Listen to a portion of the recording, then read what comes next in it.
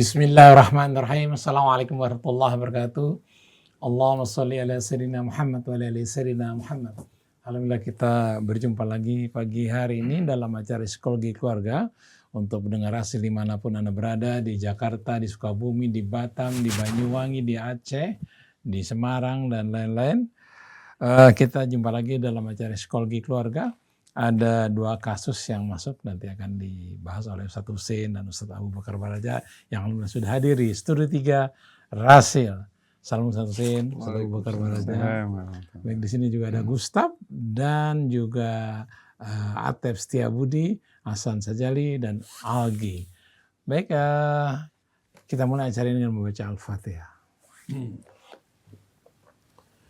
أعوذ بالله من الشيطان الرجيم بسم الله الرحمن الرحيم الحمد لله رب العالمين الرحمن الرحيم مالك يوم الدين إياك نعبد وإياك نستعين اهدنا الصراط المستقيم صراط الذين أنعمت عليهم غير المغضوب عليهم ولا الضالين.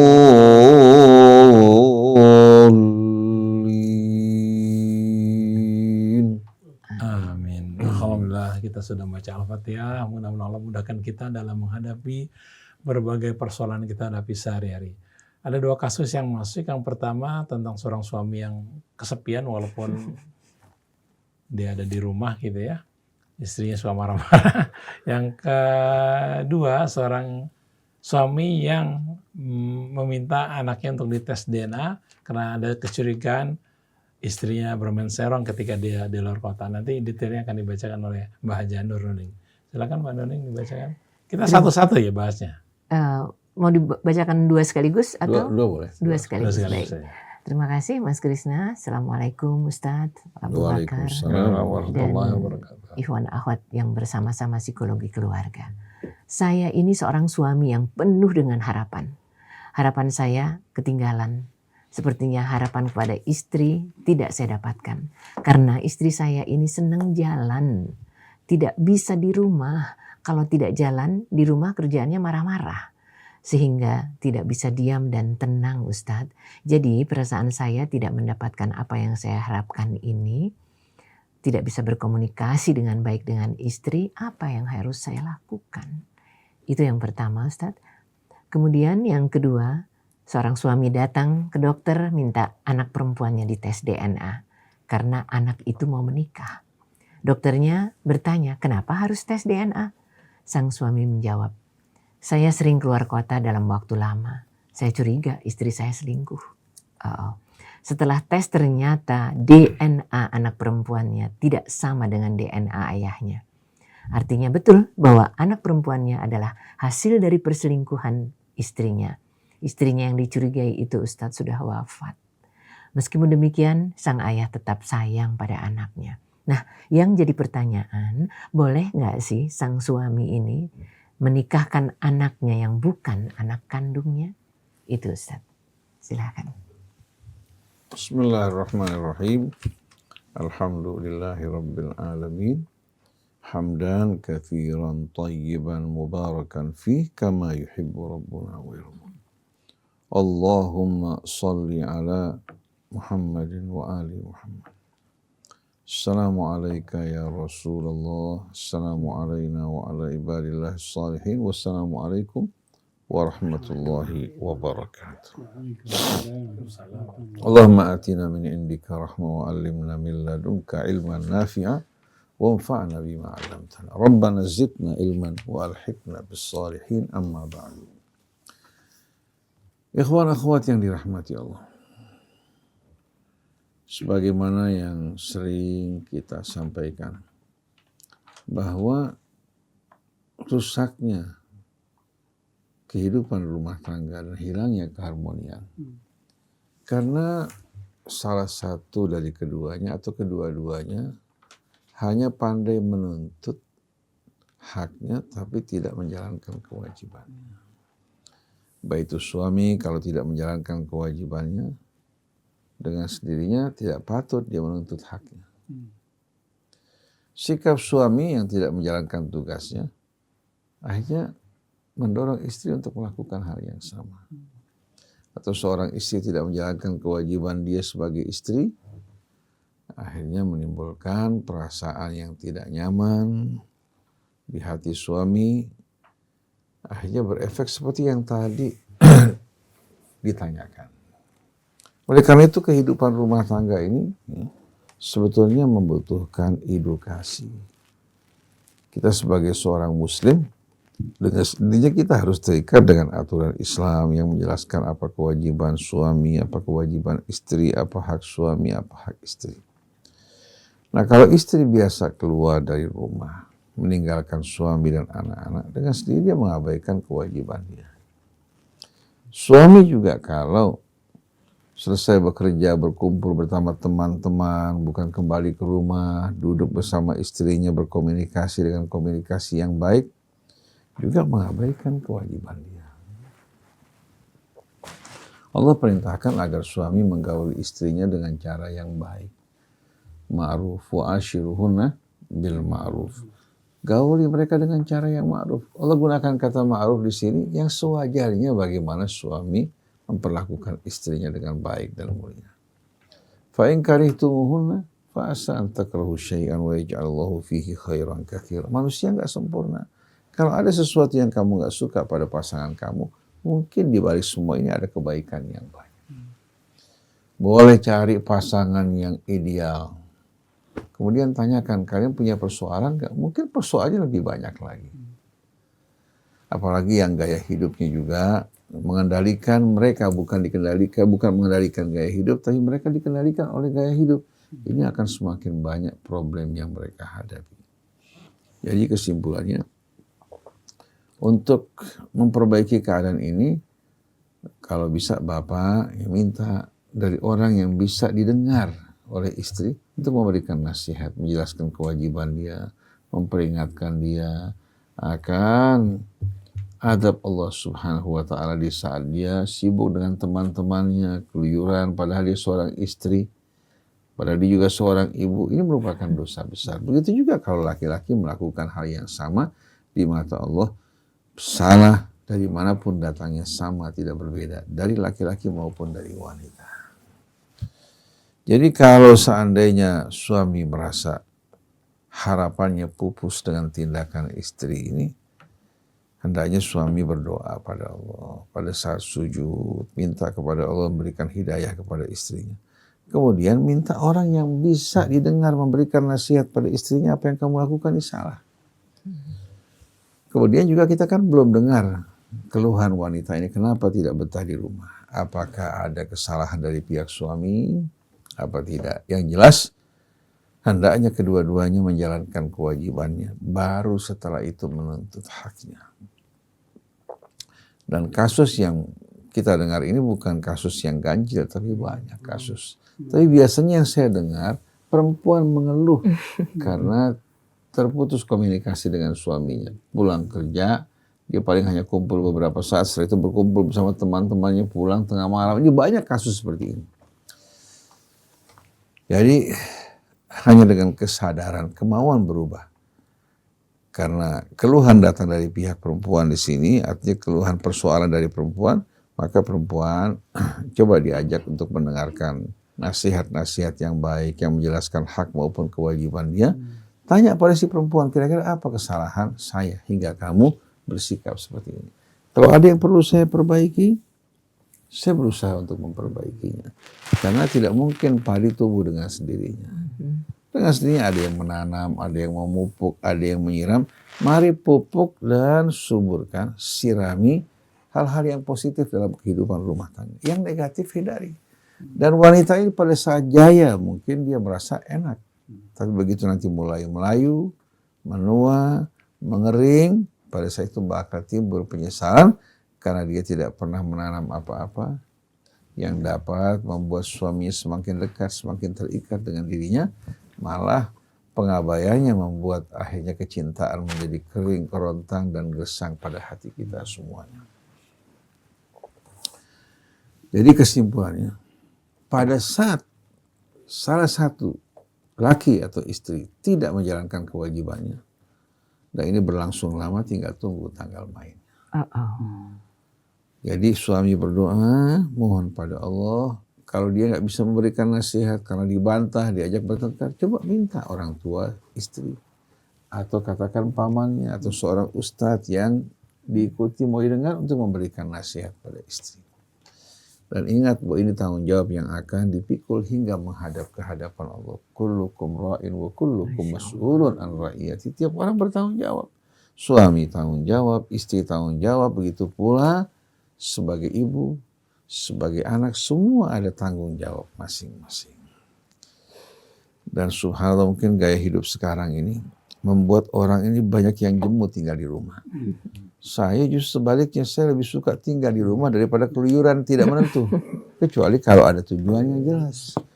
Dan orang keluar dari rumah itu mau nggak mau kan keluar biaya lagi. Paling tidak tol 100.000. Betul nggak? Sedangkan gaji dia pas-pasan. Kemudian bisa juga dia mampir makan di restoran. Berapa yang dikeluarkan? Dan bisa juga setan merusak. Masuk ke dalam hatinya, akhirnya memandang suami dengan pandangan yang tidak menarik, memandang pria di luar menjadi pria-pria yang menarik, yang mau mendengarkan curhat dia. Begitu juga laki-laki kalau biasa keluyuran keluar, makan di luar, akhirnya lebih tertarik ya, untuk dekat dengan wanita-wanita yang bukan istrinya, dan memandang istrinya dengan pandangan yang betul-betul tidak sama sekali menarik. Nanti kalau sudah bencana turun baru timbul penyesalan. Kita dalam bertindak jangan pernah kita merasa kuat, merasa mampu dapat berbuat sesuka hati kita. Ketahuilah, kita ini terikat dengan aturan dan sunnah-sunnah Allah. Kemanapun kamu pergi, kamu tidak akan mampu melarikan diri. Kemudian kasus yang kedua. Seorang laki-laki datang ke dokter memohon agar melakukan pemeriksaan DNA terhadap anak perempuannya karena dia mau menikah. Si dokter bertanya, kenapa? Dia bilang, saya curiga ini bukan anak saya karena saya banyak meninggalkan istri di rumah ya, dalam waktu lama, bisa saja terjadi di antara dia dan pria lain. Memang sebetulnya ada aturan dalam Islam agar suami istri tidak berpisah terlalu lama. Pernah sekali waktu, Sayyidina Umar ketika berjalan di malam hari, pada saat itu dia sebagai khalifah, mendengarkan pantunan seorang wanita yang berpantun ya, sambil mengutarakan keluh kesahnya istrinya yang jauh, meninggalkan dia, tidak kembali. Kalau bukan karena takut kepada Allah, niscaya ranjang ini telah goyang terisi dengan pria lain. Sayyidina Umar kaget luar biasa. Langsung dia pulang ke rumah bertanya pada putrinya Hafsah, kira-kira berapa lama wanita itu dapat bertahan kalau ditinggalkan suaminya? Dia bilang 4 bulan. Dan Quran memberikan batasan 4 bulan kepada wanita-wanita yang disumpah oleh suaminya untuk tidak menggaulinya. Dikasih waktu 4 bulan. Kalau mau terus kembali, kalau tidak mau pisahkan baik-baik, jangan kalian aniaya. Lilladzina yu'luna min nisa'ihim tarabbusu arba'ati asyhur, bagi pria-pria yang berilah bersumpah untuk tidak menggauli suaminya hanya diberikan batas waktu 4 bulan. Kalau mau terus dengan cara baik-baik, kalau tidak berpisah, biarkan dia menikah dengan pria lain. Akhirnya mulai saat itu Sayyidina Umar memutuskan bahwa para pejuang yang berperang akan di-rolling setiap 14 kali harus kembali kepada keluarga. Nah, ini banyak laki-laki meninggalkan istri setahun, 2 tahun hanya untuk mengumpulkan uang. Di negerinya bisa kerja walaupun tidak berlebihan. Kalau mau istrinya bawa untuk bekerja sama-sama keluar. Akhirnya kesian wanita yang ditinggalkan, kesian juga suami yang merana kesepian. Akhirnya mereka menjadi korban kebutuhan hidup yang tidak menentu. Jadi kalau di kampung halaman gaji 5 juta, di luar negeri gaji 50 juta, tapi harus berpisah dengan istri, mendingan terima yang 5 juta. Tapi kumpul bersama istri, bisa mengawasi anak kita, bisa menumbuhkan betul-betul rasa cinta, sayang satu sama lain. Karena nggak mungkin bisa digantikan dengan uang. Begitu kita kehilangan kecintaan atau orang yang mencintai kita, baru timbul penyesalan pada saat itu. Apa artinya harta yang banyak kita kumpulkan? Tiap ditanya sama istri, dia mengatakan, untuk siapa saya kumpulkan kalau bukan untuk kalian? Tahu-tahu salah satunya meninggal dunia, timbul penyesalan. Jadi kesimpulannya, jangan kita biarkan penyebab terjadinya perselingkuhan. Karena kebutuhan naluri yang mendesak akhirnya membuat kita berdosa, kita korbankan hal yang lebih penting. Adapun menjawab pertanyaan dari Bapak kita tadi, sebetulnya tidak perlu dia memeriksa lagi kalau seandainya istrinya sudah meninggal. Atau dia katakan mau ambil keputusan, tidak mau mengakui anak ini kalau bukan anaknya. Tapi kalau dia masih cinta sayang pada anaknya, walaupun bukan anak biologisnya, dan pada saat anak ini katakan dikandung, si ibu sudah menikah dengan dia, Rasul mengatakan al-walad lil firash walil ahiri al-hajur. Anak ini menjadi hak pemilik ranjang yang sah. Adapun yang berzina, yang naik ranjang istrinya, dia menaiki ranjang orang lain, dia tidak punya hak untuk mengklaim anak tersebut. Sama dengan orang menanam di kebun orang lain. Oleh karena itu, yang berhak terhadap anak ini suami, ya, dari wanita tersebut yang sah. Walaupun dia berselingkuh, kalau dia siap menerima, anak ini dinasabkan kepada suami yang sah. Seperti terjadi pada masa Nabi kita Muhammad SAW, seorang sahabat berkata pada Rasulullah, itu Sa'ad bin Abi Waqqas, ya Rasulullah, saudara saya Utbah bin Abi Waqqas berkata bahwa itu anaknya fulan, sebetulnya anaknya dia. Dia berselingkuh dengan wanita yang statusnya sebagai istri orang lain. Coba lihat wajahnya Rasulullah, mirip dengan saudara saya.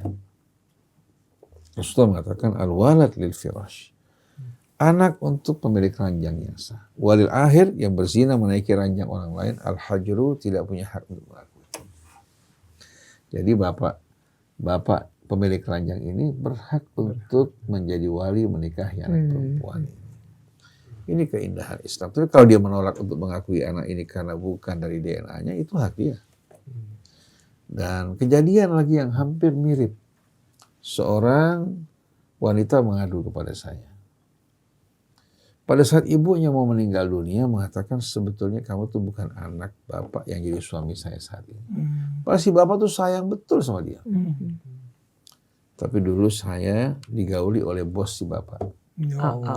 Si bos langsung setelah itu karena saya hamil diserahkan pada suami ibu sekarang. Bapak ini merawat kamu hingga dewasa. Penuh kecintaan seperti ayah kandung. Jadi si ibu menceritakan hal ini kepada anaknya. Mungkin dia berpikir si anak bakal mencari bapak biologis. Lalu si perempuan tanya, Ustadz bagaimana? Saya dulu waktu nikah dinikahi oleh bapak yang menjadi suami ibu saya.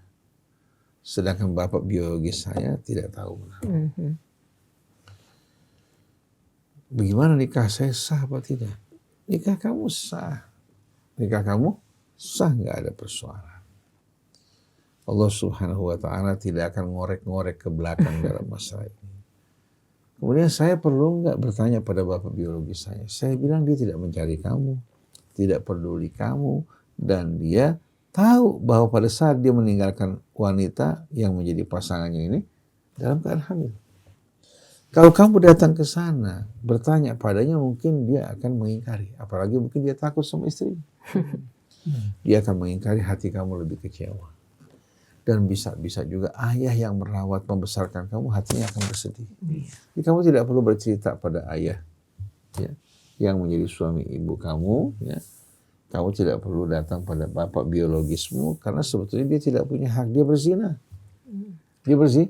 Sedangkan bapak ini menikah secara baik-baik, merawat, membesarkan. Masa kamu akan sakiti bapak yang merawat kamu demi bapak yang tidak peduli terhadap kamu? Betul nggak? Jadi kesimpulannya, al-walad lil firash. Dan kita di ummatan wahidah telah bicara mengenai status anak zina, apakah dinasabkan pada bapak biologisnya pada saat dia berzina dengan seorang wanita yang single, apakah dia tetap akan dinasabkan kepadanya pada saat dia menggauli wanita yang sudah bersuami. Pada ummatan wahidah, insyaallah mungkin besok sudah diupload, kita bicara panjang lebar di seputar ini. Jadi kesimpulannya dalam hal ini, yang sudah tersembunyi jangan dikorek-korek. Akhirnya membuat hati kita pilu. Jadi kembalikan pada Allah. Allah Maha Pengampun lagi Maha Penyayang. Dan kita harus tahu bahwa anak zina itu tidak berdosa sedikit. Dan dia tidak terkena kutukan seperti sebagian orang-orang yang bodoh. Oleh karena itu pada masa Nabi diperebutkan. Anaknya diperebutkan oleh Sa'ad bin Abi Waqqas. Kemudian Abdullah bin Zam'ah juga saudara anak dari wanita yang dizinai mengatakan ini saudara saya. Diperebutkan di antara mereka. Jadi anak zina tidak berdosa apa-apa, tetap suci sebagaimana manusia dilahirkan. Ya. Dia nggak bertanggung jawab atas kejahatan kedua orang tuanya. Jadi jangan kita remehkan, sepelekan, tapi kita bekerja sama untuk mengarahkan dia dekat kembali pada Allah. Kemuliaan seorang bukan dilihat dari nasabnya semata, tapi iman, takwanya itu yang paling penting. Oleh karena itu tak heran Bilal menjadi manusia mulia, sedangkan Abu Lahab paman Nabi menjadi manusia yang idiot. Sia-sia dan celaka wal'iyadzubillah karena keingkaran. Wallahu a'lam. Masya Allah. Jadi Mas Krisna, dari dua kasus ini, manakah yang benar-benar menjadi bagian dari perjalanan hidup kita sebagai pasangan tadi yang pertama? Atau yang kedua, tetapi kedua-duanya sangat mempersuasi kita untuk langkah-langkah berikutnya. Apa pula kata Pak Abu Bakar Baraja ya? Mari kita simak.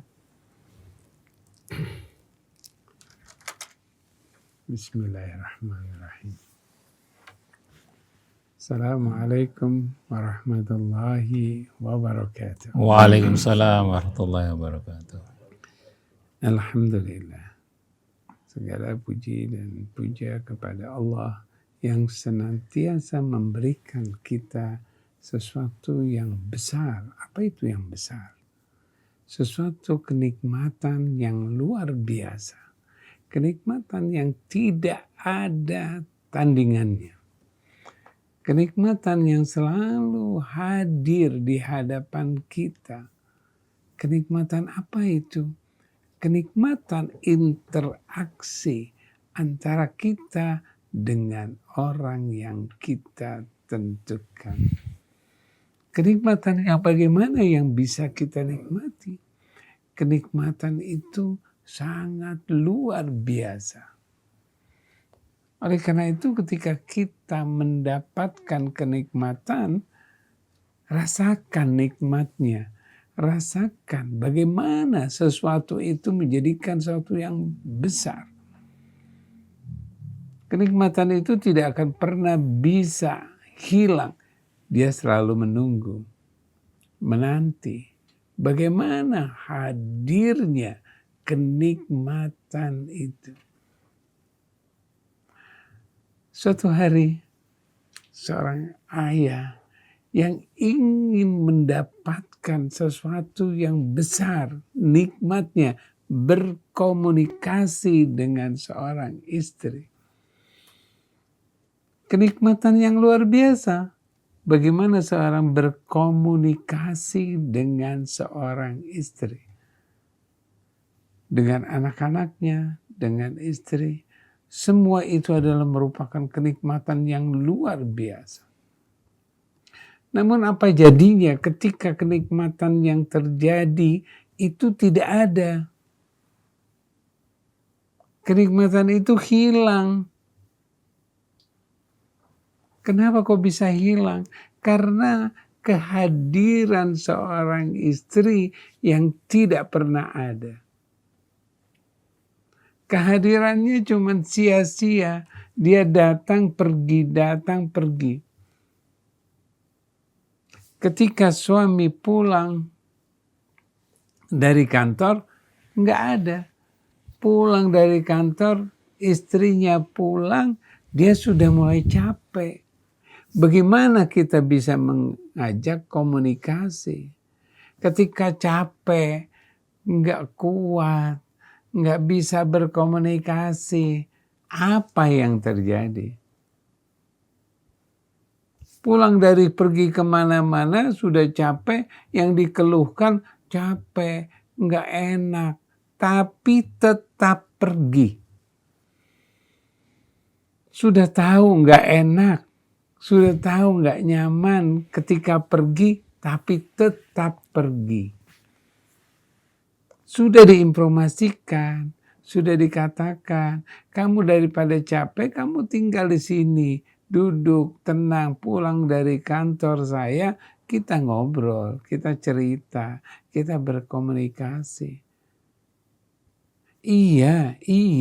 Dia hanya mengatakan iya. Begitu suami pergi ke kantor, dia cepat-cepat untuk merapikan, dia pergi ke mall, dia pergi ke pasar mana, dia pergi, terus dia pergi.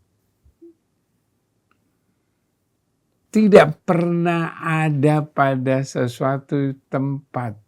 Dia pergi ke sana, dia pergi kemari. Nah, suami pulang kantor, istri pulang dari pasar atau dari rumah temannya atau dari mana saja yang sudah sumpek dengerin pembicaraan, ngomongan orang. Nah, sekarang ketika ketemu sama suami, mau diinformasikan sesuatu, mau disampaikan sesuatu, nggak bisa, nggak masuk karena sudah penuh. Bukan hanya seorang istri, seorang suami pun begitu. Kalau misalnya dia pergi kantor, pulang dari kantor, pergi kemana-mana, pulang bukan permasalahan kantor, pulang sampai di rumah nggak bisa ngomong juga. Ini namanya komunikasi yang salah. Komunikasi yang salah. Nah, dengan seperti ini keduanya harus. Bagaimana dia harus bisa? Pertama, sampaikan kepada istri, jangan pergi.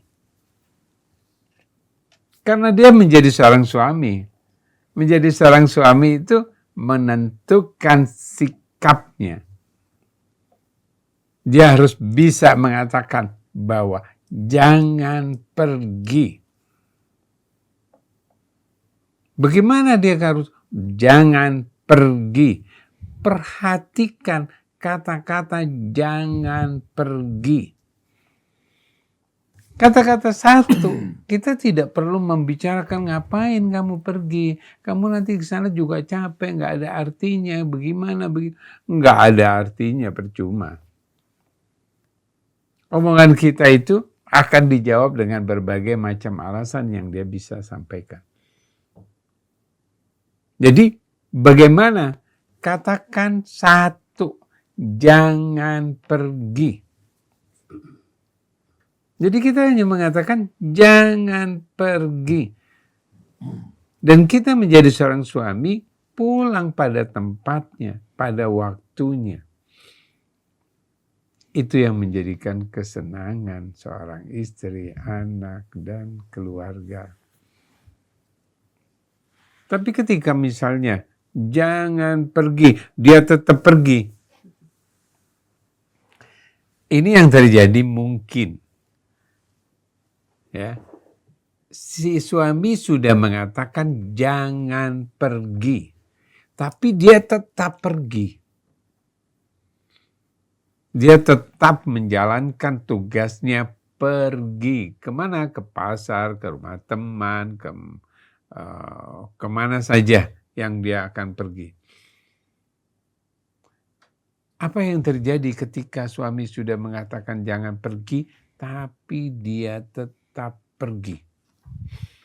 Kita tegaskan. Ketika dia pulang, kita katakan jangan pergi. Kok kita katakan jangan pergi lagi? Artinya bagaimana? Ya, kita katakan jangan pergi. Kalau dia sudah berkali-kali sudah diingatkan, ambil satu tindakan. Ambil satu tindakan. Apa itu tindakannya? Bisa dengan kita diamkan. Kita diamkan, kita tidak ajak bicara, kita nggak ajak komunikasi. Kita biarkan. Sampai kapan? Sampai 40 hari. Dia akan merasakan risih.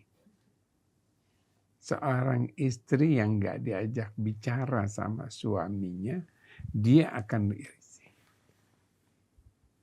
Ketika misalnya lagi mandi, diambilkan baju warna biru, ambil baju warna kuning, dia pakai kuning, nggak pakai yang biru. Katakan, karena saya tidak suka kamu pergi. Jadi misalnya dia lagi taruh sarapan, kita ambil yang lain, tidak yang dia ambilkan. Itu tindakan kita dengan tegas. Kenapa kamu nggak mau makan, ambil yang saya ambil? Saya katakan, jangan pergi. Kata-kata itu yang menjadikan poin pertama. Jadi kata-kata jangan pergi itu utamakan. Karena kepergiannya itu mengganggu komunikasi, mengganggu interaksi. Jadi nggak ada. Pertama kali jangan pergi. Ketika dia tidak mau, berkali-kali dia sudah dikasih tahu jangan pergi, tidak mau, ambil tindakan, diamkan. Kalau dia didiamkan 40 hari, dia masih juga seperti itu, ambil sikap. Kita putuskan. Kamu mau bersama atau tidak bersama. Karena dengan seperti ini kita nggak tahu dia mau pergi kemana. Dia pergi ke sini, pergi ke rumah temannya, apa yang dilakukan. Tidak mengetahui apa yang dia lakukan. Apa yang diperlakukan kita tidak tahu. Dia memperlakukan atau dia bersama laki-laki atau tidak bersama laki-laki. Kita tidak pernah tahu. Kenapa? Loh, kita kan bisa ngecek dari HP-nya. Kita bisa mengecek dari apa yang dia pergi kemana-kemana. Tidak perlu. Kita tidak perlukan. Karena pengecekan-pengecekan itu mengakibatkan hal-hal yang lain yang bisa berbagai macam peristiwa yang terjadi. Ngapain kita ngecek? Kita jelas, kita katakan jangan pergi, dia tidak mau pergi, kita tegaskan, dan kita tegaskan kita punya sikap. Ya sudah. Karena ketika seorang istri yang tidak bisa, kita katakan sudah. Seorang suami yang bisa, yang nggak mau memperlakukan, kita pertanyakan. Kok enakan suami daripada istri? Bukan enakan suami. Kalau dia selingkuh, dia baru kita katakan. Tapi kalau dia menikah, apa boleh buat? Nah, itu perlu dipertanyakan. Jadi, tegaskan bagaimana dia melakukan. Jadi, seorang istri itu harus tegas. Kita harus tegaskan. Katakan jangan pergi, tetap kita sekali mengatakan jangan pergi. Insya Allah dengan kata-kata seperti itu bisa mengurangi ketegangan. Insya Allah. Nah, yang kedua, masalah Dena. Dia sudah tahu dia kurang lebih, apakah kita tidak tahu apakah dia selingkuh atau tidak selingkuh, kita tidak tahu. Ya sudah, kita nggak perlu ngasih tahu. Tapi kalau kita mengetahui, kita tahu dari awal dia selingkuh, Di sini yang kita harus tegaskan. Kalau dari awal kita tahu dia selingkuh, dari awal kita katakan sudah selesai. Tapi kalau dari awal kita tidak tahu, cuman kita curiga, tapi kita tidak pernah berbicara sama orang itu, apa yang terjadi kecurigaan ini? Nah, kecurigaan ini membuat hati kita yang tidak tenang sampai meninggal. Bikin bingung sampai dia sudah besar, dia sudah menikah, dia bingung nih. Siapa yang menikahkan? Nah, tadi sudah dijawab sama Ustaz Husin bahwa yang menikahkan adalah yang haknya. Haknya siapa? Kita sebagai seorang suami. Tapi DNA nggak perlu DNA. Kita nggak perlu memperhatikan DNA. Jadi nggak perlu lagi DNA. Yang penting sekarang dia bersama dengan saya. Ya, walaupun dia bukan anak kita, tapi dia tetap menjadi anak kita karena kita yang piara dia. Nah di sini bahwa maka ketika kita tahu istri kita selingkuh, kita tegaskan.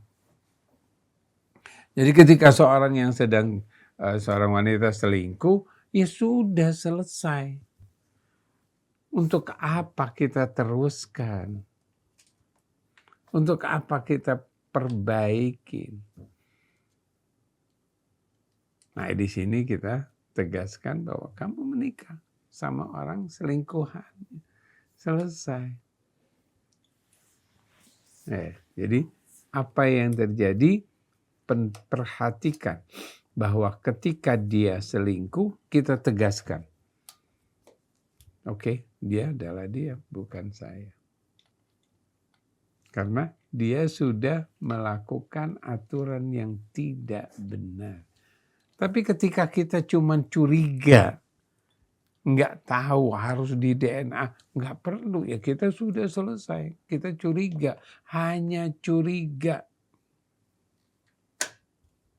Jadi kalau cuma curiga, nah itu kan cuma curiga doang, perasaan kita doang. Ya sudah kita katakan tidak akan pernah terjadi sesuatu. DNA-nya? Jadi kita nggak perlu men-DNA.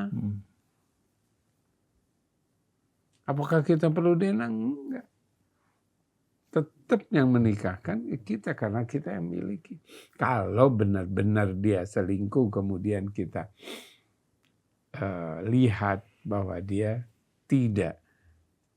Atau misalnya dia hamil duluan, kemudian sampai punya anak, dan sudah punya anak, baru kita nikahkan. Berarti kan anak itu bukan anak kita, anak orang selingkuhan. Nah itu baru kita tegaskan bahwa dia bukan anak kita. Jadi dia bukan anak kita, karena bukan yang kita tetapkan. Nah oleh karena itu tegaskan kalau dia memang melakukan sesuatu ya kita tinggalkan. Kalau dia baik-baik, oke kita terima dengan baik. Itu yang terjadi, yang kita harus perhatikan. Insya Allah. Ya, iya. Saya mendengar ini Mas Krisna rasanya, tadi kenapa jadi jangan pergi melulu ya. Kalau perginya penting nggak boleh juga. Tapi itulah sebagai seorang kepala rumah tangga mungkin ya. Kita masih punya waktu Mas Krisna. Ustadz Husin ada yang bisa ditambahkan? Memang zaman sekarang ini kita lihat banyak pria wanita berkaki 1000. Nggak betah di rumah. Nggak betah di rumah. Yang repot kalau dua-duanya keluyuran, anak sama pembantu, akhirnya mereka terpengaruh oleh apa? Oleh akhlak dan pengetahuan yang ada pada pembantu. Si pembantu bercerita, walaupun saya pembantu cerita yang tidak mendidik, yang kadang-kadang berisikan mistik, berisikan ini, berisikan itu. Betul. Banyak kita jumpai hal seperti ini. Orang tua pada saat muda lupa diri. Nanti kalau sudah tua baru dia menyadari. Pada saat dia tua, dia butuh ada orang di sisinya, tapi ternyata anaknya tidak peduli padanya. Di saat dia dirawat di rumah sakit, anak tidak mau mendampingi. Alasannya sibuk lah, kesian, ini itu. Baru pada saat itu dia menyadari, selama ini dia telah mengikuti hawa nafsunya, angan-angannya mengejar kebebasan, berkumpul bersama teman, anak yang bukan buah hatinya, yang bisa menjadi teman, pendamping, juga penghibur dirinya, ternyata sang anak mengabaikan kedua orang tuanya. Inilah merupakan hasil dari perbuatan kita. Laha ma kasabat wa 'alaiha ma iktasabat. Kita akan menanggung akibat buruk dari perbuatan kita, juga kita akan menikmati hasil kebaikan yang kita tanam. Kata laha itu menjelaskan kebaikan yang kita buat. Semuanya kembali kepada kita. Wa 'alaiha ma iktasabat. Perbuatan buruk dia kan juga berbalik. Sebelum orang lain yang kita sakiti, sakit kita sebetulnya yang sakit. Walaupun dia berusaha untuk mengelak, menyibukkan diri, tapi hatinya akan dipenuhi kegelisahan. Nanti dia lupa, yang menyebabkan dia gelisah itu pelanggarannya. Tapi dia cerita, saya disumpah nggak tahu sebabnya apa ya. Dia nggak tahu. Perbuatan dia yang membuat dia sumpah. Oleh karena itu Allah mengatakan, ma asabaka min hasanatin faminallah. Kebaikan yang kamu terima sepenuhnya dari Allah. Tapi wa ma asabaka min sayyi'atin famin nafsik. Keburukan yang menimpa kamu itu kembali kepada sampean. Jangan menyalahkan takdir Allah. Wa kafa billahi syahida. Allah Subhanahu wa taala cukup sebagai saksi. Oleh karena itu kita kan semua namanya manusia. Saya ya, bapak-bapak, ibu-ibu tidak luput dari kesalahan. Kita nggak mungkin bisa merubah masa lampau. Mari dengan datangnya Ramadan kita rubah sikap kita, perbuatan kita, kebiasaan kita, dan nikmati rumah kita. Walaupun dia sempit, kecil, tapi kalau hati kita lapang akan terasa lapang. Tapi walaupun rumah kita luas, kalau sepi, kita sedih sekali mendengarkan ratapan yang dituangkan pada wasiat terakhir Habibie. Yang meratap kesepian, kesendirian, hubungan dengan cucunya bagikan orang asing. Tubuh gemetar.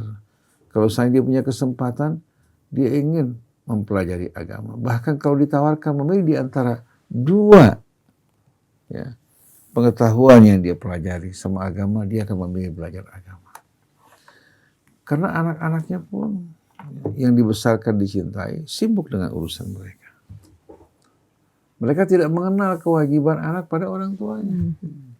Orang tua pada masa jaya juga mabuk oleh kebanggaannya.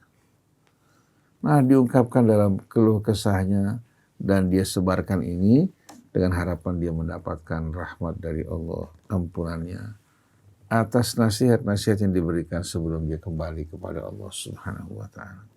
Dan saya banyak jumpai kasus-kasus di mana orang tua mengabaikan anaknya. Di hari tua anak tidak mengenal orang tuanya. Bukan orang tua mengharapkan balasan dari anak, tapi didampingi anak pada saat kita tua, itu kebahagiaan kita. Bahkan kita saksikan orang-orang yang harmoni rumah tangganya. Itu bapak ibunya diperebutkan. Bapak ibu maunya di rumah si fulan saja. Mana bagian kita? Ditarik ke sana, ditarik kemari.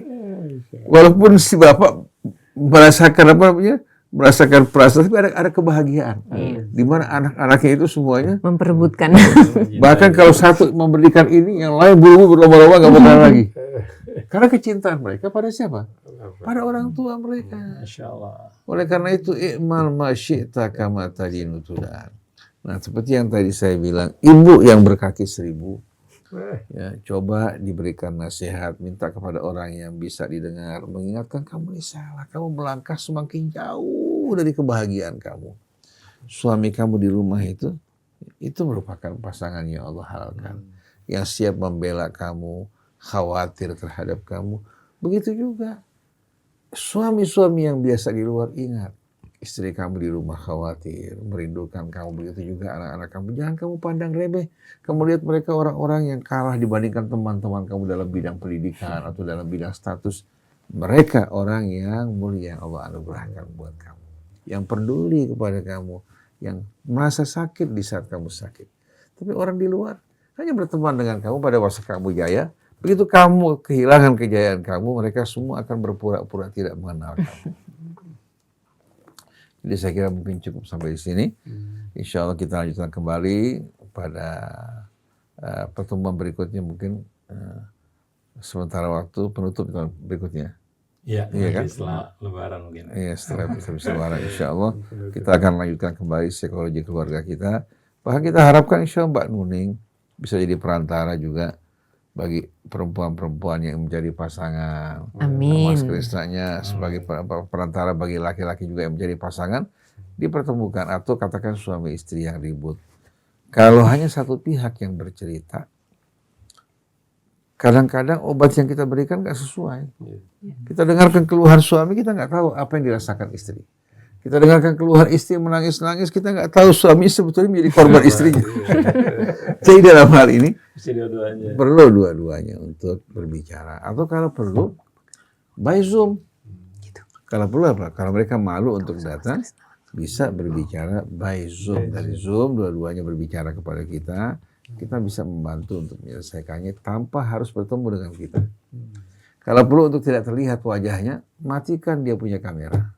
Jadi hanya suara saja. Demikianlah subhanakallahumma wa bihamdika asyhadu an la ilaha illa anta astaghfiruka wa atubu ilaik. Wal afu minkum. Wassalamualaikum warahmatullahi wabarakatuh. Mas Krisna, warahmatullahi wabarakatuh. ini betul-betul pembelajaran yang luar biasa di Ramadan ini. Kita sebagai orang yang punya pasangan, siapapun yang merasa keberatan, kayaknya memang perlu introspeksi diri. Ya, waktu kita habis. Ya, jadi memang pada saat salah satu pasangan yang tidak menjalankan fungsinya, tunggulah saat yang tidak menyenangkan atau membahagiakan. Dan suami jangan terlalu lama meninggalkan istri bila tidak ingin terjadi hal yang tidak diinginkan. Yang paling penting iman dan takwa, itu yang paling penting ya. Baik, saya Muhammad Krisna, Gustaf, kemudian Atif Setiabudi dan Algi mohon pamit. Wabillahi taufiq wal hidayah. Wassalamualaikum warahmatullahi wabarakatuh. Waalaikumsalam warahmatullahi wabarakatuh.